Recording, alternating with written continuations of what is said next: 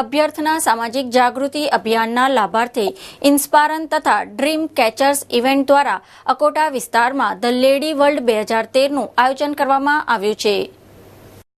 સામાજિક તથા મનોરંજન કાર્યક્રમોનું કુશળ સંચાલન કરનાર ઇન્સાયરન તથા ડ્રીમ કેચર્સ ઇવેન્ટ દ્વારા વડોદરા અકોટા સયાજી ગૃહની બાજુના મેદાનમાં અભ્યર્થના સામાજિક જાગૃતિ અભિયાનના લાભાર્થી તારીખ 17મી મેથી તારીખ 19મી મે સુધી ધ લેડી વર્લ્ડ 2013નું ભવ્ય આયોજન કર્યું છે, જેમાં કુકિંગ લાઈવનું આયોજન કરવામાં આવ્યું છે.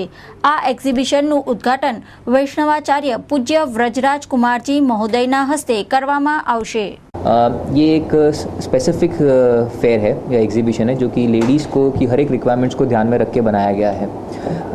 इस फेयर के अंदर ये पहली बार हो रहा है बड़ोड़ा में और इस फेयर की सारी डिटेल्स कुछ इस तरीके से, जैसे कि हमने एक टॉम के अंदर इस पर्टिकुलर फेयर के लिए एक टॉम में 70 स्टॉल्स बनाए जिसको हमने 4 सेगमेंट के अंदर डिवाइड किया है. ये टॉम जो है वो हमने अकोटा ग्राउंड में बनाया जो कि गैलेरिया मॉल के पीछे है.